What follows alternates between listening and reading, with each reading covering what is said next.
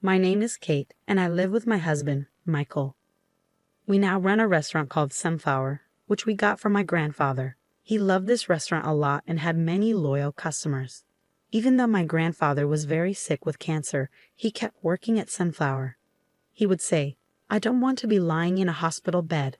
I want to be at Sunflower working until my last day." Even as he got weaker, he stayed cheerful and kept serving food with a smile, enjoying chats with his regulars. My grandfather passed away today with his family around him. He made me, his granddaughter, the new owner of Sunflower. He knew his time was coming and left a clear will about who would take over the restaurant. I decided to follow my grandfather's wishes and take over Sunflower. Thankfully, after he passed away, the customers kept coming and the employees who worked with my grandfather stayed on to help us. Since I had learned to cook like my grandfather, I felt sure I could make the same great food. My grandfather had put a lot of effort into keeping the restaurant running, and the regulars were pleased that the food still tasted just like his. They would say, "It tastes just like Grandpa's. Even though he's gone, it feels like he's still here with us." They were glad to keep enjoying his cooking. I felt more motivated as Sunflower continued to do well, but my husband Michael was becoming unhappy. He said, "Restaurant owners should be men. Why did you get to inherit it?" I answered, "Because I'm his granddaughter. Even though I own the restaurant, you'll be working with me, so it shouldn't be an issue." Michael wanted to own the restaurant and often complained about it. But I am the top chef, and even when my grandfather was alive, Michael mostly did the shopping and never cooked. I thought it was unusual for a restaurant owner not to cook. I probably should have considered giving the restaurant to Michael, but my grandfather had clearly named me as the heir. I felt it was important to honor his wishes and respect his will. When a customer would ask, "Kate, can I have another one of these?" I'd reply, "Sure, coming right up." The restaurant was doing well, and we were very busy every day. Then, one day, someone came to visit. "Hey, Michael, it's been a long time." It was Michael's younger brother, Dave. Dave had moved far away last year for a job, but he quit and came back. I don't get along with him because he never had a steady job and seems to just mess around. I greeted him with, "Oh hey, welcome back," even though he's a terrible brother-in-law. Still, he's an important brother to Michael, so Michael was glad to see him. Dave said, "I heard your grandfather passed away. Michael, did you inherit the restaurant?" "No, I didn't," Michael answered. "What? Did your wife get it?" "No way, she's a woman. It's ridiculous that she's the owner." Dave laughed, not noticing the annoyed looks from the customers. I didn't want to deal with my unpleasant brother-in-law, so I just ignored him. Dave then asked, "Since I'm family, can I get a free meal?" "Yeah, sure," Michael said. Dave ordered a big meal, drank beer, and left without paying. He was really inconsiderate. I told Michael, even when other family members come here, they always pay. It's not fair to let Dave get a free meal, so he should pay if he's going to eat here. Michael replied, "It's okay, he doesn't have any money. We should help him out a bit." It felt like he was taking Dave's side. After that, Dave kept coming to the restaurant regularly and never paid. Each time he came, I'd ask Michael to make Dave pay, but Michael ignored me. My insistence on having Dave paid made Michael annoyed, and we started having problems. Meanwhile, Dave kept coming to the restaurant more often, and Michael and I grew more distant. Whenever Dave visited, he and Michael would go to the kitchen to talk privately. I suspected they were talking about me, but I acted like I didn't care and kept working. Dave would glance at me while chatting with Michael. One day, Dave asked, "Is there any way you could own the restaurant?" Michael replied, "My wife is the owner."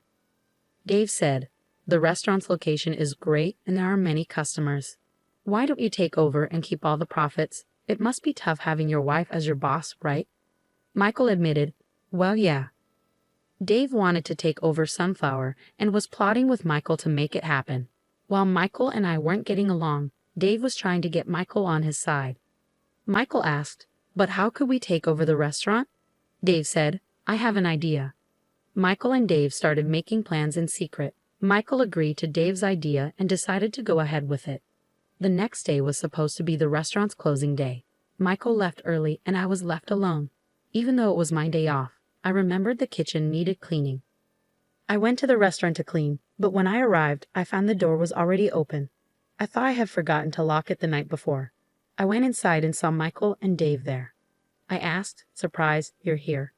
Michael smirked and said, "The door was open." I replied, "But today is a closed day. Why are you here?" They both had smirks on their faces as if they were plotting something. Michael then said, "I need to talk to you. Since you inherited this restaurant, I don't like how you've been acting all high and mighty." "I wasn't acting that way," I replied. "Yes, you have been," Michael insisted. "Don't you agree?" Dave chimed in, "Yes, you are acting that way. You're feeling great because the restaurant is doing well and making money." I was getting more annoyed and angry. They were talking to me like I was stupid. While I was fuming, Michael started laying out documents on the table. "I don't like your attitude. I can't take it anymore. Let's get a divorce," he said. The documents were already filled out divorce papers. I was stunned by how sudden it all was. "What do you mean by this?" I asked, feeling upset and confused. The first thing I thought about was what would happen to the restaurant. I only have a few employees, and running it alone after a divorce would be really hard. This was all too sudden for me to handle. "It will be tough for me to keep running the restaurant if we get a divorce," I said. Michael responded, "We'll buy the restaurant from you. I'll become the owner, and you just need to leave." I couldn't understand what Michael was saying. He continued, "It's a waste because this restaurant has a great location and lots of customers, but it has a boring menu. We plan to revamp it." "Yes, so just sign the divorce papers and leave." Their words didn't make sense to me, and I was in shock. "This is the restaurant my grandfather ran for years. We're making a good profit. We should keep it as it is for our customers." Michael said, "That means you won't change or improve the restaurant and it will go out of business soon. We don't want that, so I'll run it for you." No matter what I said, Michael didn't listen. I was convinced that Dave had influenced him. "All right, I'll buy the restaurant for your asking price. I'll make the money soon enough, so I don't care about the amount," Michael said. I couldn't tolerate their arrogance any longer. "Fine, I'll sell it for $500,000. Just give me 2 weeks to prepare the divorce papers and the contract. Don't come to the restaurant during those 2 weeks." They were thrilled that I agreed to sell. They didn't realize that I was giving in so easily because of their selfishness, only thinking about their own gain. I managed to run the restaurant by myself until it was time to hand it over. A customer asked, "Hey, where's your husband?" I replied, "We're actually getting a divorce." "Why so sudden? Are you going to run Sunflower all by yourself?" "No, my husband is buying the restaurant. I'll be leaving in 2 weeks." The customers were shocked and looked worried. But I had good news for them. I handed out a flyer I had recently made. When they saw it, they looked relieved. 2 weeks later, I brought my husband and brother-in-law the contract to sell the restaurant and the completed divorce papers. "Now you have nothing to complain about," I said. Michael signed the contract right away. $500,000. "I'm transferring the money to your account now, so this is officially my restaurant." Michael and Dave were thrilled. While they celebrated, I packed up my things and left the restaurant. As I went to submit the divorce papers, I was eager to see how they would handle the restaurant. Michael and Dave quickly reopened the restaurant. "I've already informed the employees about the situation, so running the restaurant without Kate should be fine," Michael said. "All right, let's start making some money," Dave added. They were excited and ready to go. However, when the restaurant opened at 10 a.m., something unexpected happened. "Why aren't the customers coming?" Michael wondered. Normally, customers arrived right when the restaurant opened, but today no one showed up. The loyal employees were also missing. Michael tried calling them but couldn't reach anyone. Since this was unusual, Michael and Dave started to panic. When Michael went outside, he saw a regular customer walking by. "Aren't you one of our regulars?" Michael asked. "Yeah, that's me," the customer replied. "I was worried because you didn't come in when we opened." "Please come in," Michael said. "But I heard your wife quit," the customer said. "I used to come here for her cooking. If she's not here, I don't have a reason to eat here anymore." "Don't say that. Don't worry, we'll make you a delicious meal," Michael insisted, trying to push the customer into the restaurant. The customer reluctantly went inside and looked at the new menu. "What's with this menu?" the customer asked. "Since I'm the new owner, I've updated all the menus," Michael explained. The menu was completely different from what was originally offered at Sunflower. It featured exotic dishes with names that were hard for customers to understand, which made them less eager to order. "Okay, I'll have the steak," the customer decided. "Coming right up," Michael said. Michael and Dave started cooking with enthusiasm. Since the customer had never seen Michael cook before, They weren't expecting much. "Why is it taking so long?" the customer asked after a while. "Here you go," Michael said, finally bringing out the steak after a 40-minute wait. The customer's eyes widened when they saw the steak. "What is this?" the customer exclaimed. What Michael served wasn't really cooking.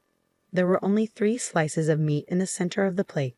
The meat was burnt on the outside and raw inside, with no sauce or side dishes, just bread and soup.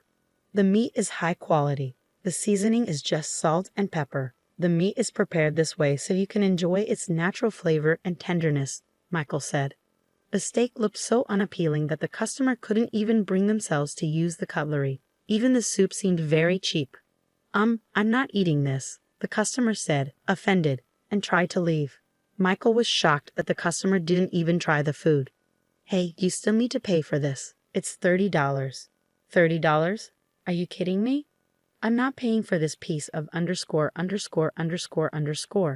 The customer said angrily before storming out. Michael and Dave were left in shock. They were starting to realize the mistakes they had made. Michael had never cooked before, and Dave had never held a proper job. They were clearly not ready to run a restaurant. This should have been obvious, but they were so focused on making a profit that they missed it. After the new owners took over, Sunflower never saw another customer. Meanwhile, I started a new restaurant called Sunflower Second at a different location. The original employees joined me. This new restaurant was also inherited from my grandfather. My grandfather had been worried about the old Sunflower building, so he built a new restaurant at a different site. He intended to tell people about it once it was finished, but he passed away before it was completed. I inherited this new restaurant as well. I never told Michael about it. 2 weeks before selling Sunflower, I advertised the new restaurant to our regulars. They followed me to the new place because they wanted to enjoy my cooking again. Thanks to their support, the new restaurant was busy from day one. We were able to hire new employees, and the $500,000 from selling the original Sunflower helped me give everyone a raise. At the new restaurant, I kept the original Sunflower menu but also added my own unique dishes. I aimed to attract younger customers and families by creating menus that appealed to children as well. This strategy worked well, and more families started coming to the restaurant. We grew by keeping the beloved original dishes while offering new options for younger diners. I felt fulfilled and busy every day. Meanwhile, Michael and Dave were struggling. They had borrowed money to pay me the $500,000 and were now receiving reminders about their debts. "What are we going to do about this?" Michael asked. "You're the one who started this mess. You should fix it," Dave said, sounding desperate. Dave, not expecting things to turn out this way, didn't know what to do. Then he came up with an idea. "I have a good plan," he said. They showed up at my new restaurant unexpectedly during the lunch rush with their good plan. "Help us, Kate," Dave shouted loudly, ignoring the many customers who were eating. Michael, with an injured arm, added, "I can't cook anymore. We want to return the restaurant to you, so could you just give us back the money we paid for it? The original Sunflower is now your restaurant. You signed the contract. You need to take responsibility and work hard." I replied. I didn't take Dave's plea seriously and tried to get back to my work. Then my ex-husband entered the restaurant, clearly in pain. "Kate, help me," he cried out. As Michael made a scene, I tried to ignore him and returned to the kitchen, despite the murmurs from the customers. "Wow, that looks really painful. Is he okay?" they whispered. Hearing the concern from the customers, I looked at Michael and was shocked. His arm had a huge bruise. "Wait, you're really injured?" I asked. "Yes, that's what I was trying to tell you," Michael said. "Then you need to go to the hospital right away," I insisted. I quickly called a cab and sent Michael to the hospital. During my lunch break, I went to check on him. When Michael came out of the hospital, he seemed to have just finished his examination. When I tried to ask him what had happened, he and Dave turned away from me and ran off. Feeling uneasy, I approached the hospital reception. "I think a man named Michael was seen here for an examination a few minutes ago. Has it been completed? I'm here to pick him up." "Let me check that for you," the receptionist said. I tried to find out why Michael was injured using his name at the hospital, but the receptionist looked confused. "Sorry, there's no record of a man named Michael visiting for a checkup." "Maybe he went to another hospital," she said. Michael had never had a checkup before. Realizing they were trying to hide something, I quickly went after them. After driving for a few minutes, I spotted Michael and Dave walking. I stopped my car and grabbed Michael's arm. "I knew it," I said. I looked at his arm and noticed the bruise was gone. Michael and Dave tried to run, but I held on firmly. Seeing my angry face, they stopped trying to escape. "Why is the bruise gone? You're not really injured, are you?" I asked. Michael sighed and admitted, "I didn't realize running a restaurant would be this hard. No customers are coming to the original Sunflower, so we're not making any money and can't pay off our debt. I pretended to be injured to avoid working, hoping you'd give us back the money." "Wow, I can't believe this. I can't believe you tried to deceive me with such a childish lie," I said. I released his arm. "From now on, stay out of my life. That restaurant is yours to deal with." With that, I got back in my car and drove away, feeling disappointed as I glanced at them in the rearview mirror. Michael and Dave quickly put Sunflower up for sale. They likely hoped to sell it to pay off their debts, but the building was quite old, making it hard to find a buyer. They worked around the clock, struggling with mounting debt reminders. They got what they deserved because they let greed and selfishness lead them away from what truly mattered. Meanwhile, my new restaurant is thriving more than ever, and our profits have doubled. A longtime regular customer asked to be trained by me, so now I have an apprentice.